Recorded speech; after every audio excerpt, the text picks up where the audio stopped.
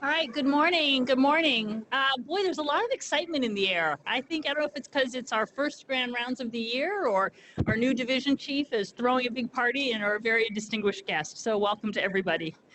As always, we start out with a shout out to everybody. Mark your calendars for the upcoming grand rounds. John Bernstein, Chief of Genetics, is very excited about next week's speaker. We're trying to reach out across campus and make sure our genetics friends and everyone else knows about this exciting talk. And of course, our own David Lewis is speaking later this month, and we're hearing about maternal immunization. So it's a wonderful start to the year. We're doing something new, going a little bit high tech. We want to make sure that we give credit where credit's due in terms of allowing people to document their attendance at grand rounds. So you can see we're in the early phase. We have a couple months to figure it out. But start by confirming your email and your cell phone number on the sign-in sheets, and you'll be hearing more about this.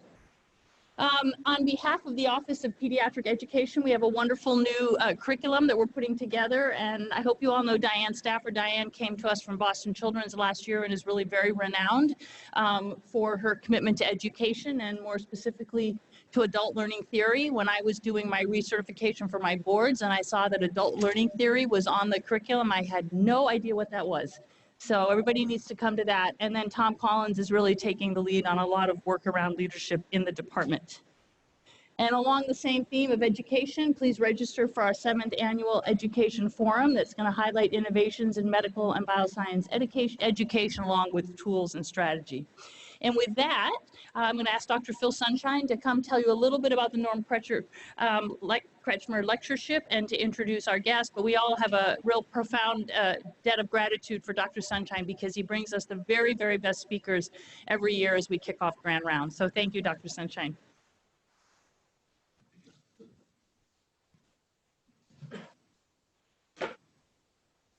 Thank you, Professor Leonard. Welcome to the 23rd annual endowed lectureship that was established to commemorate the memory of Dr. Norman Kretchmer. Norman was born and raised in South Harlem in New York City. He was a graduate of Peter Stuyvesant High School, which is a noted high school in New York, and was the bed of many Nobel Prize winners. I think it has more Nobel Prize winners than any other high school in the country. He then went into the U.S. Army Air Force, then matriculated to Cornell, where he received a degree in agriculture, and then his PhD at the University of Minnesota in biochemistry. He then came back and was working in Downstate Medical School in Brooklyn, in Gene Oliver's lab, who was a noted nephrologist. One day Oliver said to him, you know, you really ought to get an MD. He said, okay, I'll do it. He says, well, here's your acceptance. Go across the street and register. And he did. He graduated from Downstate. At the same time, he also taught biochemistry at Brooklyn College.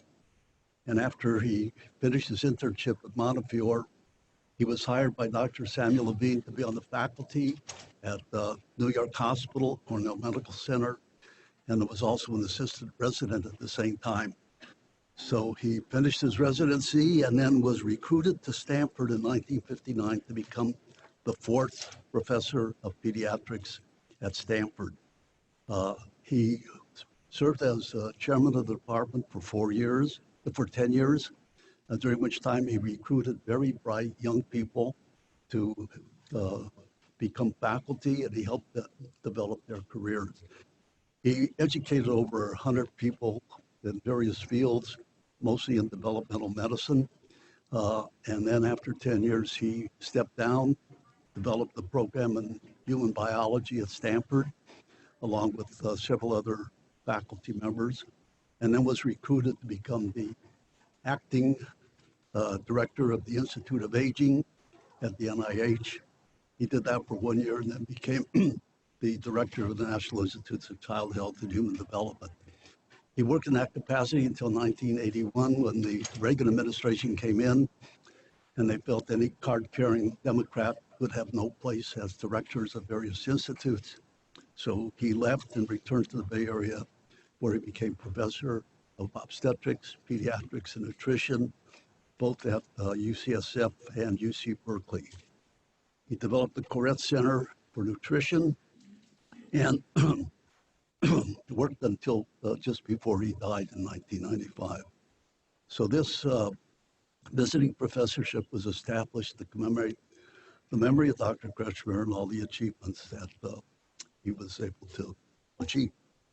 So this year, we're delighted to invite an outstanding individual who's also from New York, upstate New York, Dr. William Balistreri, who's an endowed professor of pediatrics at Cincinnati Children's Hospital, University of Cincinnati Medical College.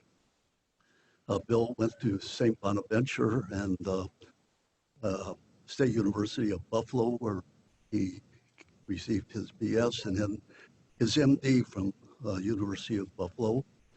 And then he interned and took his residency at Children's Hospital in Cincinnati, and spent also a year as a research fellow at the Mayo Clinic. He then went into the U.S. Navy, where he served for 2 years at the U.S. Naval Hospital in Philadelphia. And while he was there, he was also on the faculty, I think at both Jefferson and Penn, and stayed there for an additional several years, 2 years, on the faculty at Children's Hospital in Philadelphia. He then returned to University of Cincinnati at Children's Hospital, where he's remained since that time. He's published almost 600 papers. Is the editor of Liver Diseases in Children, which is now his 4th edition, although he tells me nobody reads textbooks anymore. And who would want to pay $200 for a book anyway when you can get most of it online? He's published in numerous fields, but primarily in the field of liver disease in children. He gave a wonderful talk to the House staff yesterday on cholestasis in infancy, and he's received numerous awards for teaching, for his dedication, his administrative skills, and in the brochure, many of these are listed, and they probably number about half of what he's actually accomplished. His major accomplishments has been that he's a devoted husband, a father of 3 children, grandfather of 3, and I think he was voted Coach of the Year in lacrosse in his grandchildren's league. He's a warm, thoughtful, compassionate physician and a wonderful human being. And this morning, he's going to speak to us on hepatitis C, the arc from discovery to cure. Dr. Balistreri.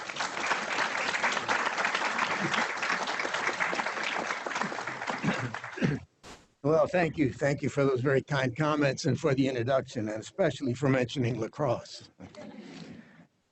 It's an honor and a pleasure to be here to renew friendships, but to meet the new young friends, and the future's in great hands. So it's been a real treat. Thank you. So yeah, I'm going to talk about hepatitis C, and in the theme of that Dr. Sunshine mentioned, the history with Dr. Kretchmer, I'd like to review a little bit about the history. But I first should recognize I had the pleasure of meeting Dr. Kretchmer years ago at PAS, and I was very inspired by his work at the time of the development of our field of pediatric gastroenterology. And I want to thank him for all the young folks in GI at that time that he inspired to continue to look at developmental aspects. So it's really an honor for me to give a lecture in his name. So on the historical aspects, I'd like to talk about the arc of a disease. How many years does it take to go from discovery to a cure of a disease? And I think for hepatitis C, the remarkable thing is this has been only 25 years. Because we used to deal with this with an agent called non-A, non-B hepatitis. Patients with post-transfusion get blood transfusion, they'd get hepatitis. So we'd call it wasn't A, it wasn't B. So in a brilliant maneuver, we'd call it non-A, non-B. But then things started really happening in 1988 when this virus was isolated. And this was done right here in Northern California. With the isolation of cDNA from this blood-borne virus. And that's when it all started. The HCV genome was cloned. This was the paper that was published in Science, Michael Houghton's group. And at the same time, they developed an immunoassay for this virus. So now also published in the same issue of Science. So now you could actually track this disease. You could screen blood banks so you wouldn't have to worry about post-transfusion hepatitis, and you could understand the epidemiology and natural history. And things went into a little bit of a lull until 2003 or 4, when the full HCV life cycle was ascertained. And that really opened up the pathway toward treatment, because you could then develop inhibitors of various steps of that life cycle. And as Don Jensen said, this was a new era of hepatitis C therapy.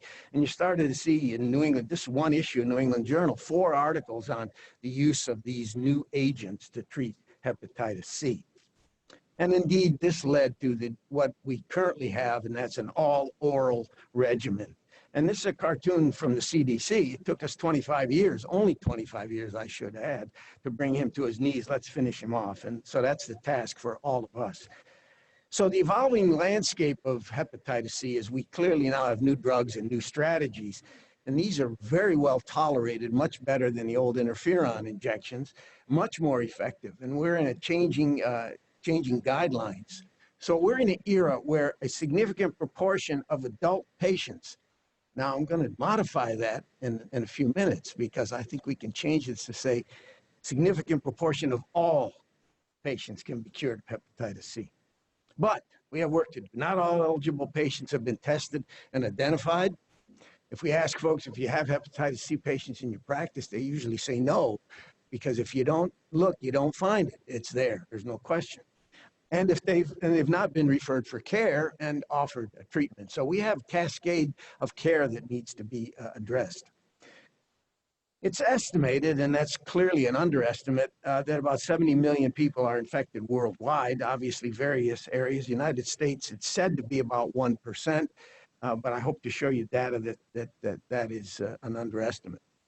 And if you look at that cascade of care that I mentioned, if you have 100% of the population of HCV infected patients, only about 20% are actually diagnosed. And that's usually because people are looking under the lamp of high risk, and that's probably not going to work very well. And of those, only about 1 to 2% have been treated.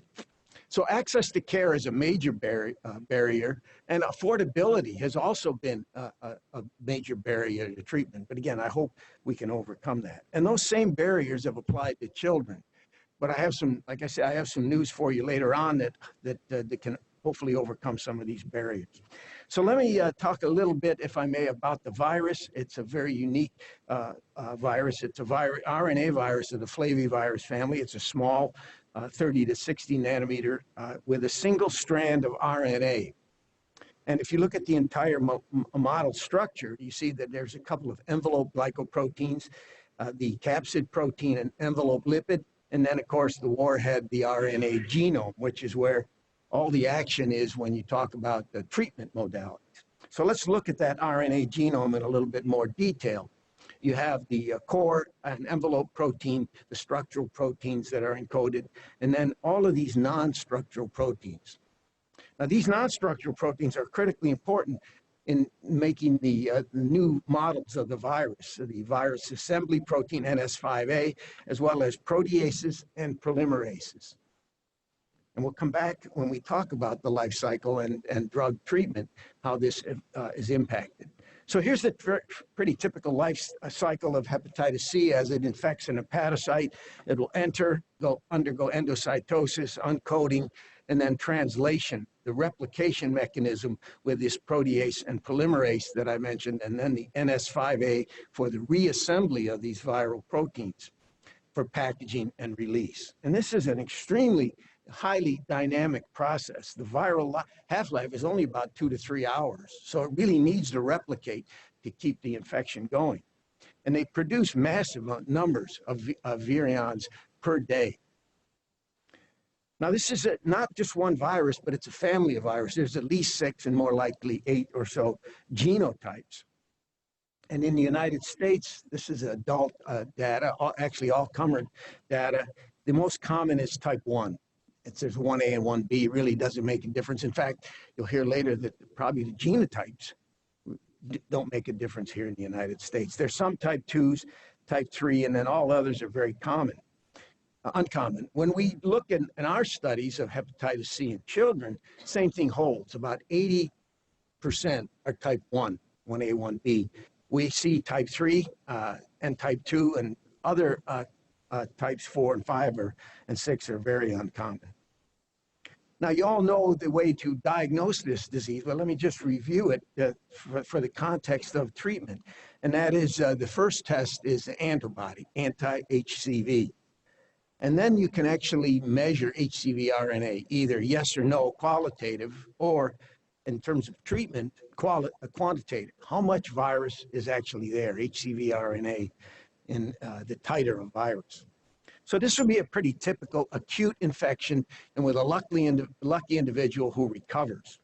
So you can see a month or so after infection, HCV will appear in blood. It'll peak at about the time that the patient may have symptoms or may not, and then it'll disappear as time goes on. At the same time, the ALT, serum ALT aminotransferase will rise, reflecting hepatic injury, and then come back down to normal. And the antibody will appear sometime after 2 to 3 months. But that's not the typical course, because most individuals who are infected, at least 85%, will go on to chronic infection, and then they will have this profile. They will be viremic, as you can see in blue. They will have fluctuating ALT levels. They may or may not have symptoms, and they do have antibody, but this is not a neutralizing antibody, so it does nothing to help the individual overcome the infection. And that is the more likely scenario, antibody positive, HCV RNA positive. And then the sequence of events, they can develop chronic injury, cirrhosis, and yes, hepatocellular carcinoma. And it was a major cause of liver transplant in the adults in the United States. Well, when we talk about epidemiology, the disclaimer always is we really probably do not have good data on the estimates, because there are not recognized screening programs up until very, very recently. As I mentioned, it's estimated in the United States about 1 to 2% of the individuals are infected, either antibody positive or HCV RNA positive. But that's shifting. The initial data, 2007, that formed the basis for many of the CDC recommendations, is that this was a disease of baby boomers. People coming back from Vietnam had been exposed to blood and blood products, mostly males, and so on, and they recommended screening of baby boomers, people born in that era. But you can see that this has shifted. It's now people who inject drugs, which is a much younger population. And in fact, this is data from the CDC. The most recent that has been published was up to 2016, and the data continues. You can see reported cases of acute hepatitis C in the United States. It's on the rise without question, and it's predominantly in this age group, young individuals who are injecting drugs.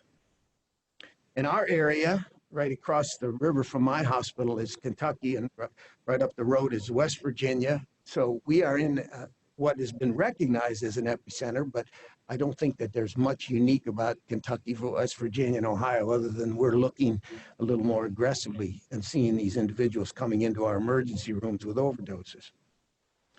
But it has led to a screening epidemiology of hepatitis C, and you can see the remarkable increase in the number of infections.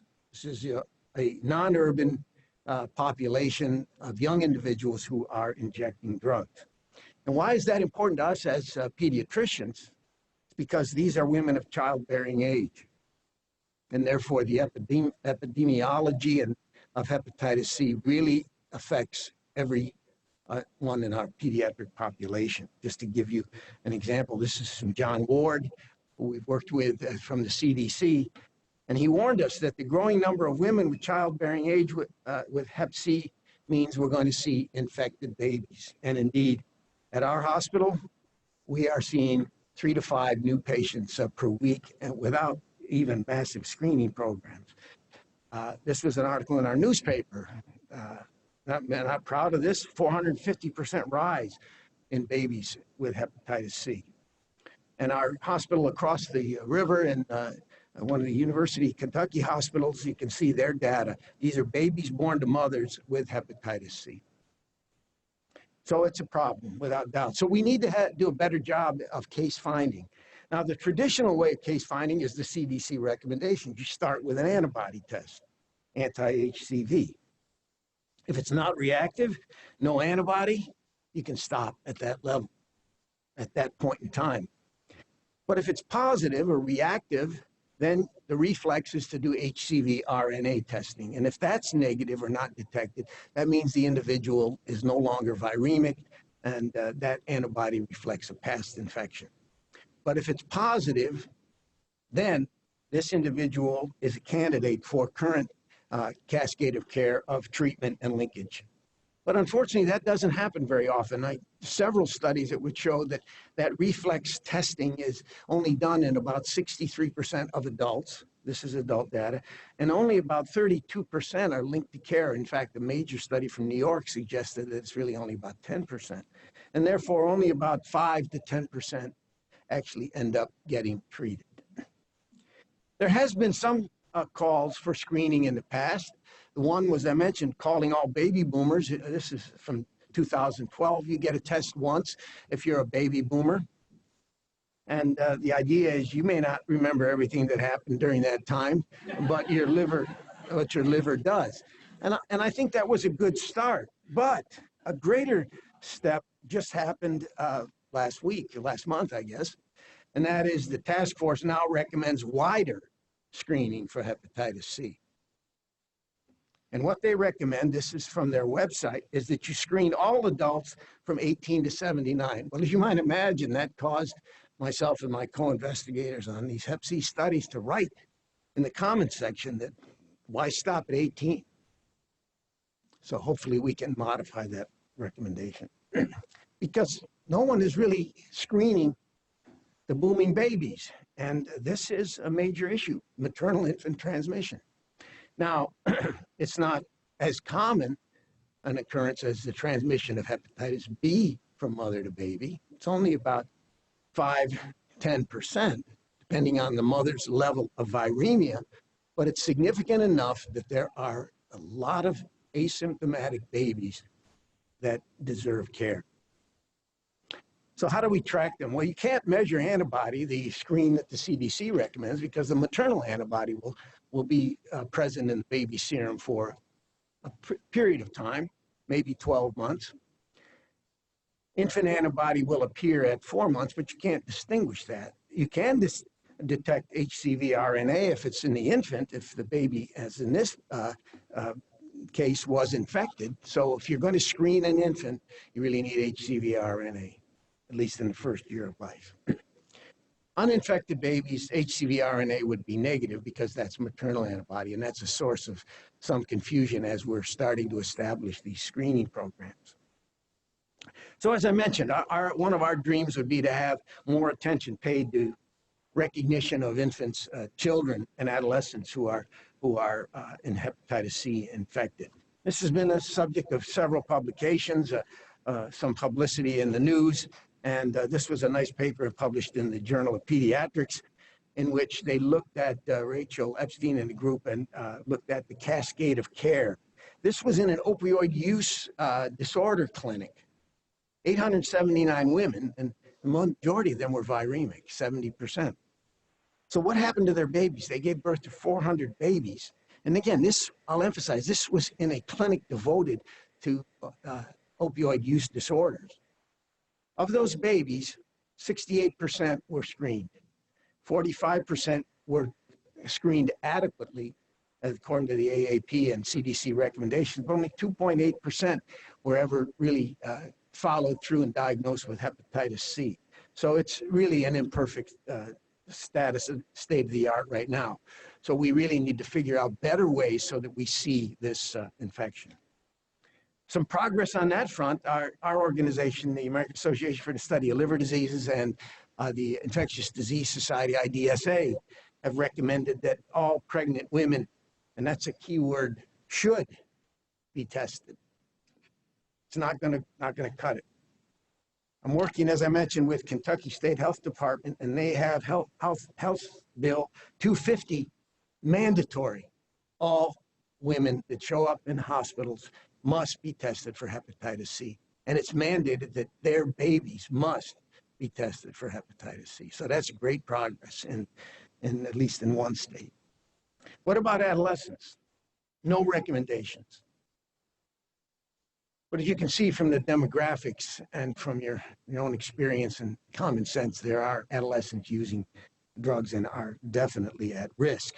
Just a few studies have been published. This is one, 37% in hospitalized children. This is one center that screened, Ravi Javieri screened, and 37% increase, and of course, associated with drug abuse. So the question is it cost effective? I couldn't find much data on that regard as I'm trying to make my argument, but there's one study in which they recommended that routine testing was cost effective if the incidence in the community of people injecting drugs is greater than 0.6%. I guarantee you there's not many communities that have that luxury of being less than 0.1%, in my opinion. What about the clinical features? Well, it's really an asymptomatic disease, especially in children, but adults can have some symptoms, not very specific, typical viral illness, maybe jaundice. There is a rare instances of fulminant liver failure, but it's not common.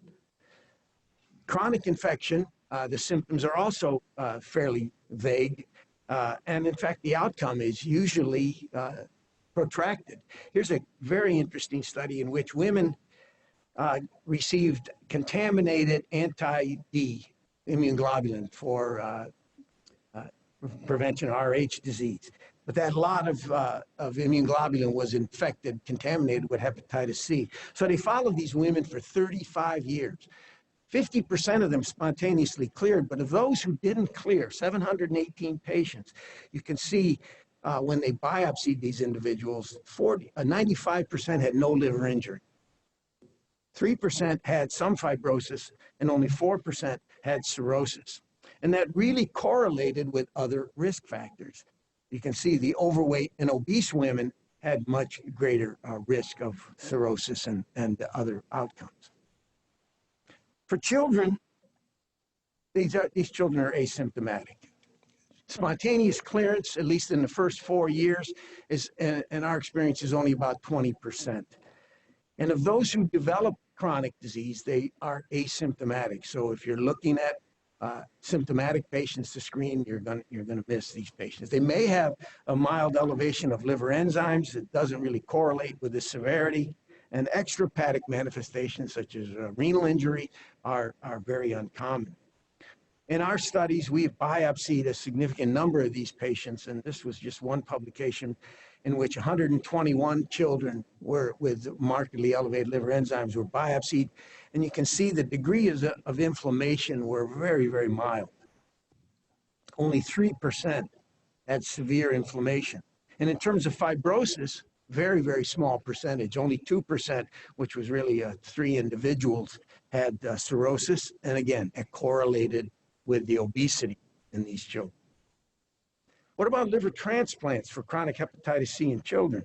Well, and I'd be interested to hear the Stanford data, but in our experience, out of almost 700 patients, we've only transplanted 1 patient for chronic hepatitis C. In terms of the databases, split or UNOS, it's also less than 1%. But it's a matter of, you may not pay me now, but you may pay me later for this chronic injury. And here was a very interesting study that was just published in Journal of Hepatology, looking at the epidemiology and natural history of people, children infected in early life and what happened to them as they became adults. And 32% of them had serious liver injury. This is the data, and you can see the mode of infection of these children, how they were infected. Most was mother to infant transmission. There was some blood transmission, and then some of the adolescents' IV drug abuse. And after a median of 34 years, they were diagnosed with cirrhosis in a significant proportion. So it will catch up with them. So our goals when we talk about treatment is to get rid of that virus, get rid of the liver injury so that you can not only prevent them from transmitting it to somebody else, but also you can avoid the outcomes of chronic inflammation, fibrosis, and yes, liver cancer. So here's a sort of a schematic of what our objective would be. If someone comes in with a very high HCV RNA count, a 6 log, several million, and then during a treatment phase of variable periods, you would want to have that virus become undetectable, which is obviously a beautiful goal, be less than 15 international units per ml. And that's called a sustained virologic response. You measure the response, is the virus still undetectable a period of time after that virus, after that treatment has ended. And that sustained virologic response is equated with a virologic cure. And I was reluctant to even use that word cure because very rarely in medicine can we say, you're cured, your child is cured, because there's always that concern. But this equates with a cure. No matter what parameter you look at, an SVR is associated with mortality reduction. Not only all-cause mortality, but here the data, the percent of individuals who progress to cirrhosis. If they had an SVR, you can see the line flattens. Whereas if you do not achieve that SVR over a period, these are adults, of 10 years, they will continue to progress. And even more remarkable is the progression to hepatocellular carcinoma. So if you say in the green, they have cirrhosis and do not achieve an SVR, they will have a very high likelihood of developing hepatocellular carcinoma. However, if you don't have cirrhosis, or if you don't have cirrhosis and you've achieved an SVR, the incidence of hepatocellular carcinoma is almost negligible. So how can we treat patients? We'll start with children, because from a historical point of view, the first drug that was approved was a drug combo, and that's weekly interferon injections and ribavirin, weight-based dosing. This was our first study of the Ped C coalition. You can see the centers that were involved.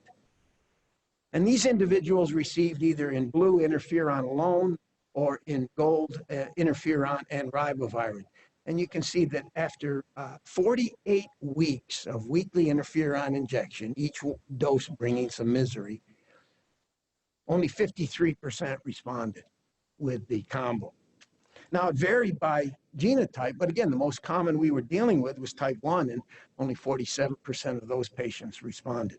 And we paid a very high price for this. You can look at the relapse rate, the discontinuation rate, and the severe events, predominantly hematologic, bone marrow, and the impact of ribavirin on the red cells and so on. So significant problems. And also during that 48 weeks, we noted altered growth and body composition, irrespective of their caloric intake. So since we finished that study, we have never written a prescription for the combination of interferon and ribavirin. Neither of these drugs are targeted specifically to HCV. The response rate, 47%, it's not even a good coin toss. Significant side effects of ribavirin and interferon, as I mentioned. It was very difficult to manage. There was a lot of contraindications. And I always said, there's no urgency. We're going to have better drugs in the future, we would tell our families. And in fact, the position paper by the Pediatric Gastroenterology Group, ESPGHAN, says don't use this drug. It's not recommended. So what could we do? And again, I underline could, because this is changing. We would tell the family the short-term outcome is likely to be quite good, and the long-term prospects are great. We're going to have better drugs. We would tell the limitations of the interferon ribavirin, weight management. I mentioned obesity as being a big confounder. Vaccines, you don't want to have another infection. Make sure their A and B vaccines are up to speed. And then we talk about the future. Well, guess what? The future is here. We can get off at this exit because these drugs are now available to us. New strategies, new drugs. These are called direct-acting antiviral agents, DAAs. interferon independent. These are drugs that were specifically designed to inhibit those enzymes that HCV uses to replicate. Remember, we talked about the protease, polymerase, and NS5A. And then we also mentioned that this is a highly dynamic process, so that you can see that if you can interfere with these processes, it would be like shutting off the Niagara Falls. Stop that process. And in fact, in '69, when I was in Buffalo, they did shut off Niagara Falls. So these are medications that make a major shift. 18 pills a day with a shot to 1 pill a day for 8 to 12 weeks.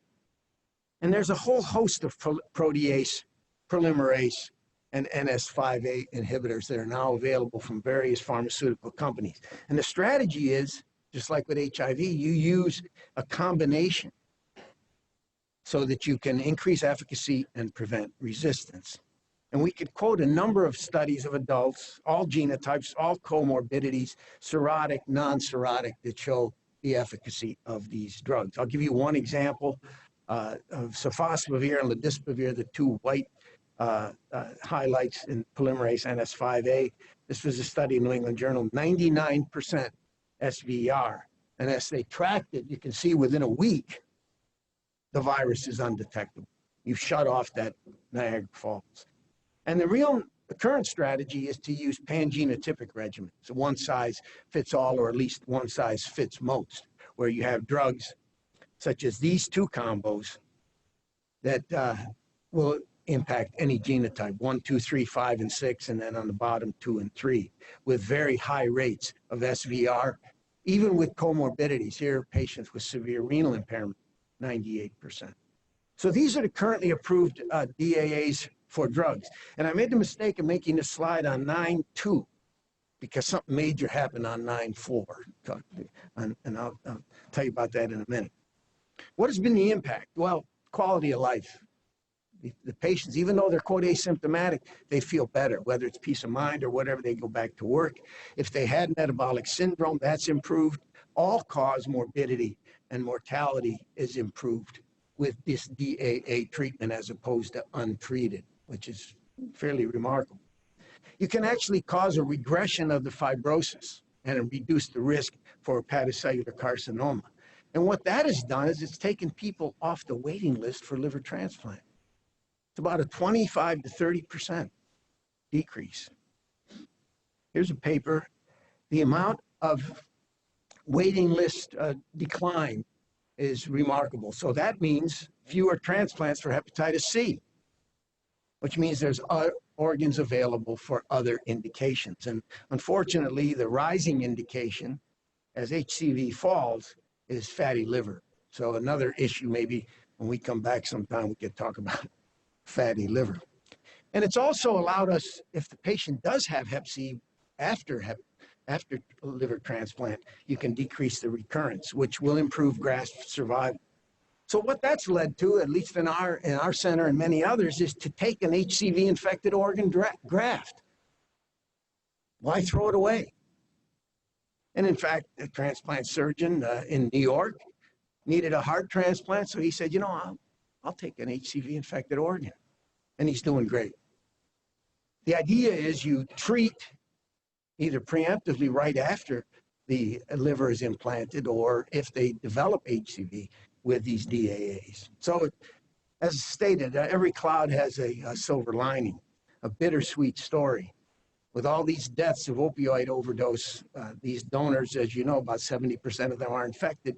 You can then treat these patients. And that's not just for liver. This is a paper in New England Journal, heart and lung transplants from HCV-infected donors, including viremic donors. So that's the new wave, and I think that's very, very exciting. So it's really treatment as prevention. If you look at the dynamics, you have all these new infections, some spontaneous clearance, but what can you do about that pool? Now, some of them, of course, the deaths will take them out, but what about cures? That's what we need to focus on. And we can increase the number of cures, we can decrease that pool. So treatment as a prevention. So the challenges are really related to access.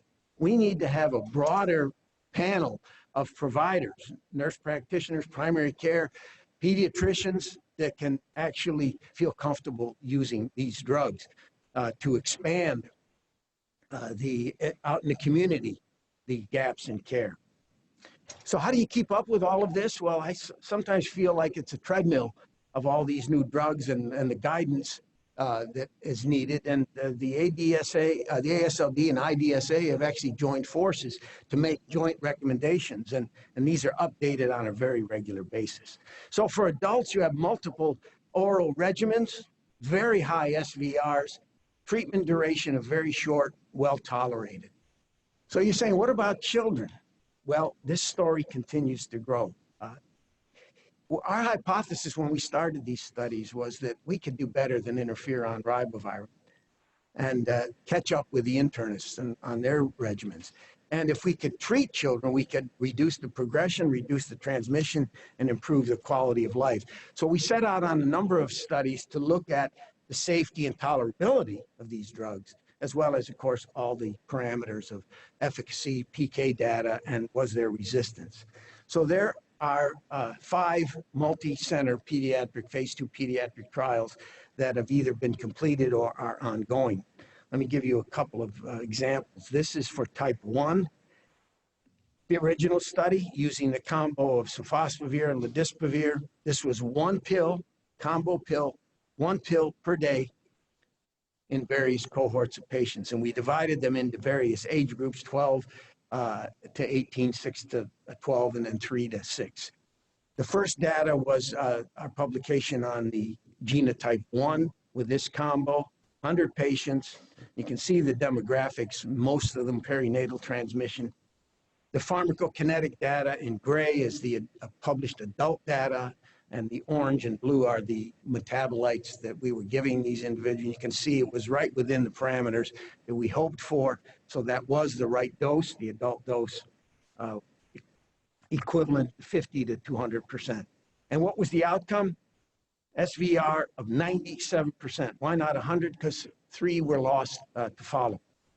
There were no virologic failures, and it didn't matter whether they had cirrhosis or not. Resistance, there were some resistant strains that developed, but it did not interfere. All patients, as you can see in orange, achieved SVR. Side effects were minimal, typical childhood complaints, no significant AE or discontinuation.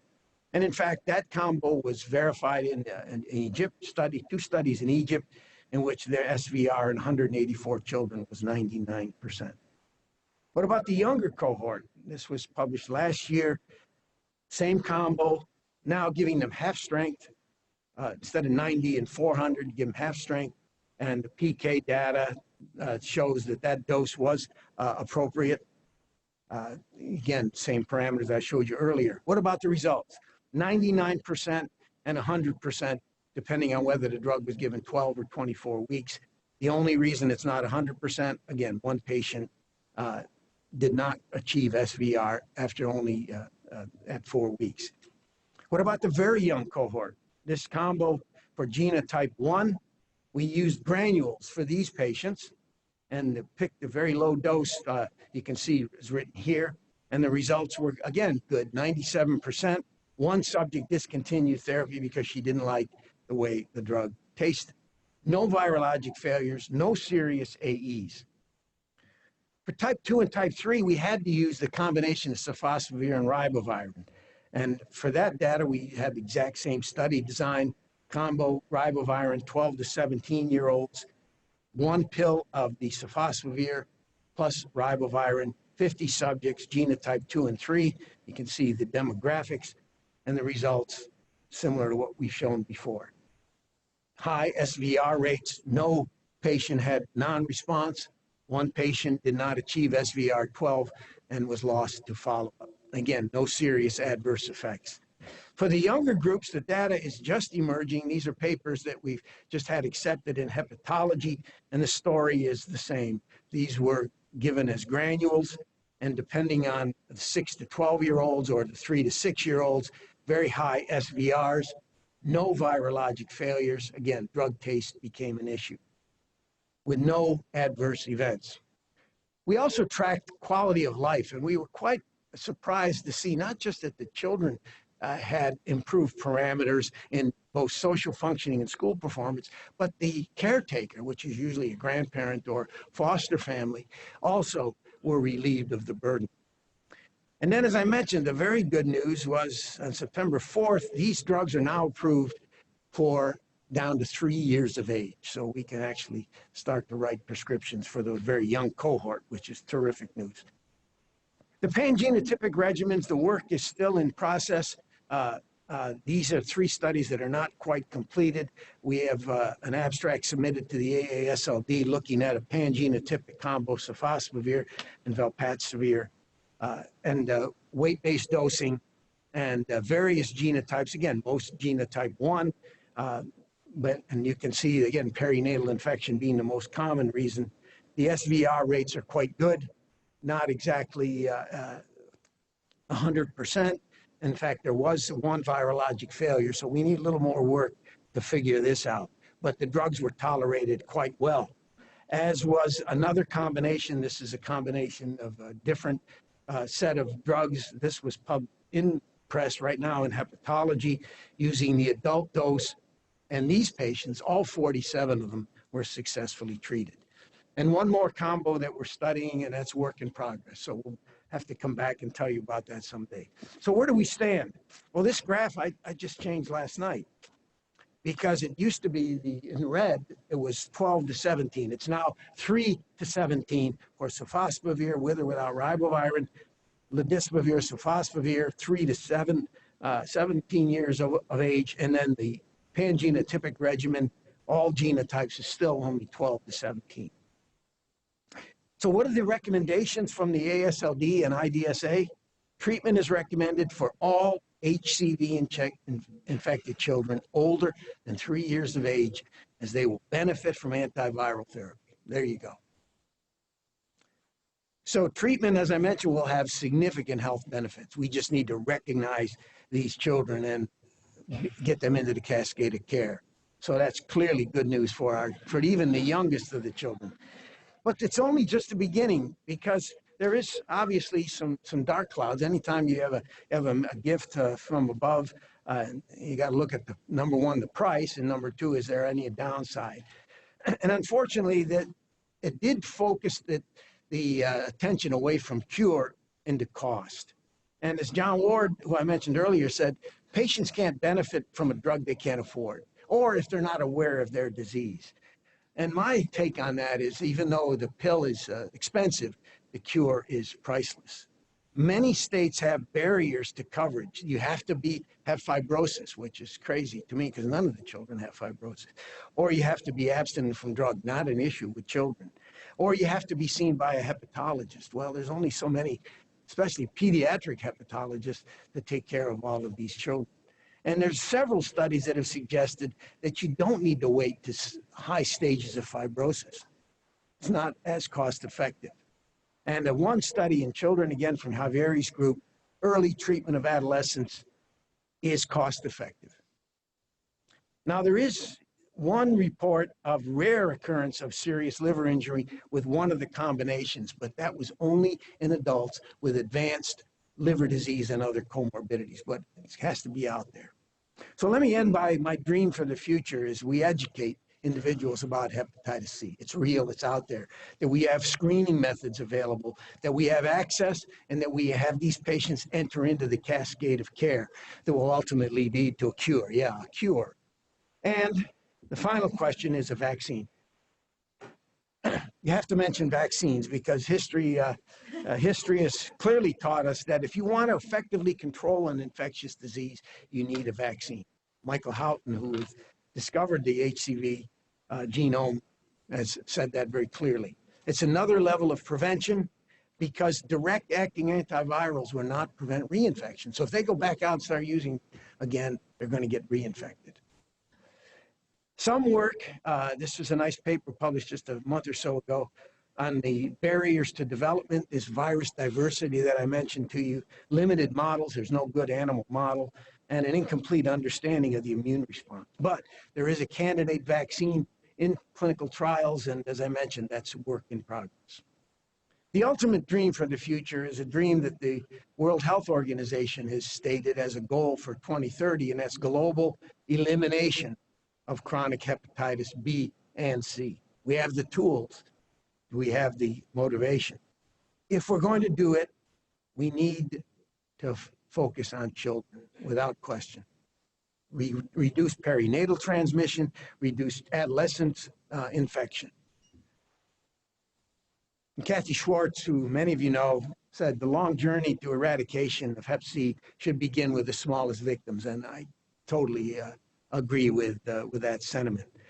So we should endorse the World Health Organization's policy of elimination, the vision being a world where viral hepatitis transmission is stopped and everyone has access to safe, affordable, and effective treatment and care so that our children will not have to be afraid of these bugs. So I want to thank you for listening and hope that we've shared some ideas about how we might address what I see as an important but exciting prospect. Thank you very, very much.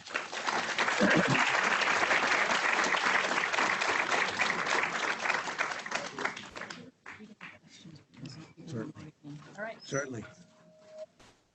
Questions? I want to thank all the House staff for coming. That was a record turnout.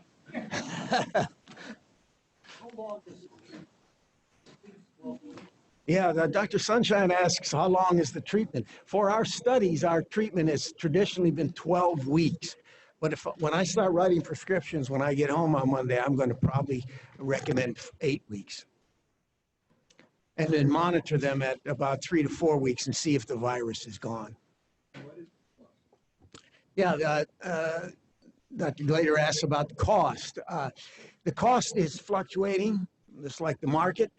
It originally was $1,000 per pill, literally. That was $85,000 for a 12-week course. It's now averages probably about $28,000. But as all these drugs come on the market and we have a broader market, I think these costs will be down. And if you treat for a shorter period, instead of 12 weeks, you go to 8 weeks, you have a reduction. Yes.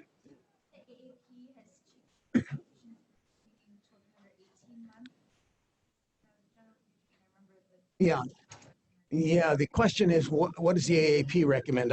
I'll admit I haven't looked at the Red Book in a little while, but it used to recommend 18 months for screening. But you have these babies coming in with neonatal abstinence syndrome, and these babies should be tested or at least followed up. The problem gets to be that, you know, the demographics, they often do not go home with their biologic mother. They're hopped from foster care to foster care. So there's hurdles. There's no question. But you know, as our old coach used to say, the hurdles are there for you to jump over, not to trip over.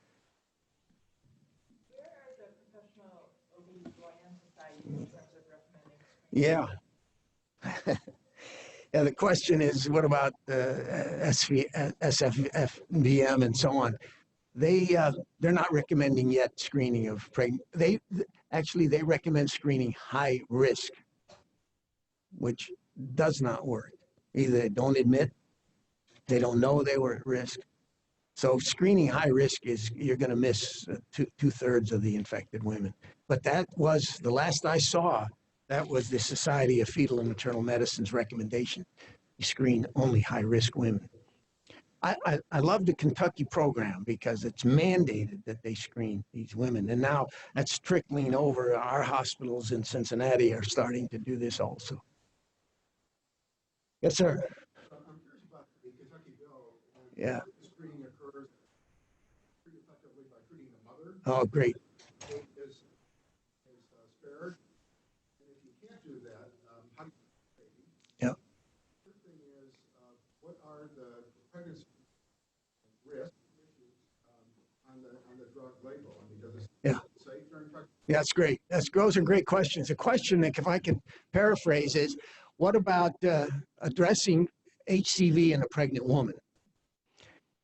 And that is a clearly hot area. There are several articles suggesting that if you treat a woman in the third trimester, which is recommended for hepatitis B, by the way, if they're highly viremic, these drugs are safe, class B. There's not a lot of data. There was some question as to whether HCV infection during pregnancy is associated with low birth weight, but look, I mean, look at the population. There's so many other risk factors that has never been proven. But there are some studies. Nora Turalt down the road in San Francisco is actually designed a study to look at treating pregnant women in the third trimester to reduce their viremia so the baby is not infected.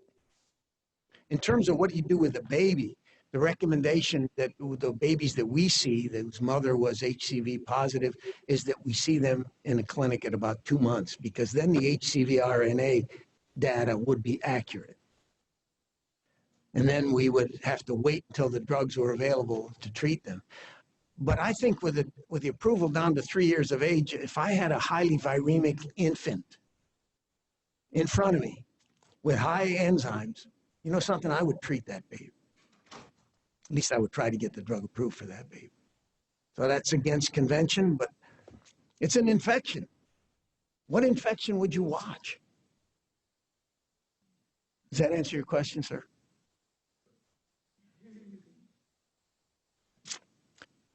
Other questions? Well, thank you. Thank you, Philip, for inviting me. This has been a great trip. Thank you.